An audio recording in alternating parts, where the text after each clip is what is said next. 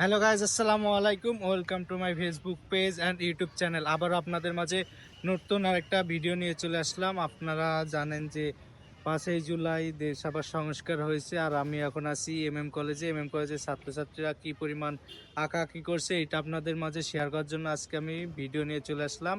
আর আপনারা জানেন যে আমি ইতিমধ্যে কলেজে আছি।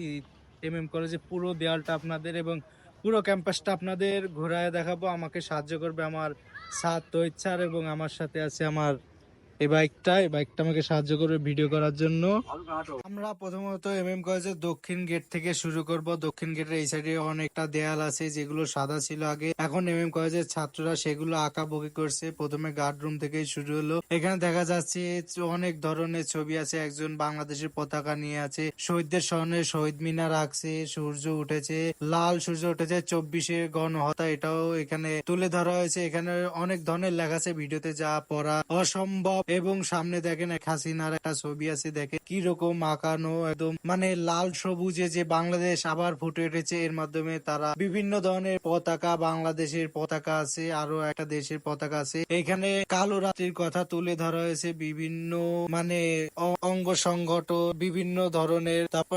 তারপরে রয়েছে বাংলাদেশের মানচিত্র, আঁকাবুকি। তারপর এখানে মসজিদ, মন্দির। তারপর ছাত্ররা যে বাংলাদেশ সামনের দিকে এগিয়ে নিয়ে যাচ্ছে সেটা এখানে আবু সাইদ, বীর আবু সাইদের চিত্র দেখানো হচ্ছে। সামনে দেখেন আবু সাইদ বুক পাইতেছে, সেটারও ছবি তুলে ধরছে। কলেজের ছাত্রছাত্রীরা ভালোই আঁকাবুকি করতে পারে, সেটা এইগুলা দেখলেই বোঝা যাচ্ছে যে তারা কি পরিমাণ রং করছে এবং আঁকাবুকি করছে। সেটা আমার স্যার বললো, সামনে দেখো আবু সাইদের একটা মানে পিকচার আছে, সেটা দেখো। এই যে সামনে জুম করে শোনো কি একটা লেখা আছে, ওইটা পড়া যাচ্ছে না। আমি আবার বের হয়ে গেলাম, আবার সামনের দিকে যাচ্ছি। বললাম স্যার সামনে অনেক রয়েছে, ক্যাম্পাসটা পুরোটাই ঘুরবো, অনেক কিছু লেখা আছে। রঞ্জত জুলাই মানে রক্ত জুলাই, সেটাই বোঝানো হচ্ছে। এখানে অনেকজন বসে কথা বলতেছে। সামনে দেখতেছেন শহীদ মিনার, এখানে লেখা রয়েছে মেধাই জিতবে। তারপরে আরো অনেক কিছু লেখা হয়েছে যে অস্ত্র হচ্ছে কলমের শক্তি অনেক বেশি। তারপরে যশোরেরও মানচিত্র এখানে আঁকানো রয়েছে। যশোরের যে কালেক্টরি ভবন আছে, লাল কালেক্টরি ভবন, আপনারা জানেন, ওইটারও ছবি আছে। এইখানে একটা কালো গাছ, যার ভিতরে বই খাতা সবকিছুই সাজানো আছে। সামনে আরো অনেক ছোট ছোট জায়গায় সবকিছুই লেখছে। এখানে দেখেন যে দুইটা মানুষ, একটা বাংলাদেশের পতাকা আর একটা মানে পানির বোতলে পানি, আর এখন লেখা আছে যে গেঞ্জি, যে একটা মানে যে ছাত্ররা যে গেঞ্জি, ওইটা দেখাচ্ছে। এখানে আবু সাইদের পিক একটু আগেই দেখালাম। এখন কলেজের সামনে থেকে যাচ্ছি।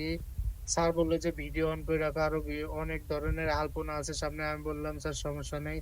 আলপনা বললো যে উপর থেকে ভিডিও না, আমি উপর থেকে ভিডিও করতেছি। এখন মাগরিবের আজান নামাজ পড়তে যাচ্ছে। এই যে আলপনা আঁকেছে, এইসব আঁকেছে যে স্যারের স্টুডেন্ট যারা তারা এঁকেছে। বললো কি সুন্দর আলপনা আঁকেছে, এবং বললো যে সামনে স্যারের একটা ছাত্রী আছে, সে কিনা আবু সাইদের শেষ রংটুকু করবে। সে এই যে সামনেই দেখা যাচ্ছে।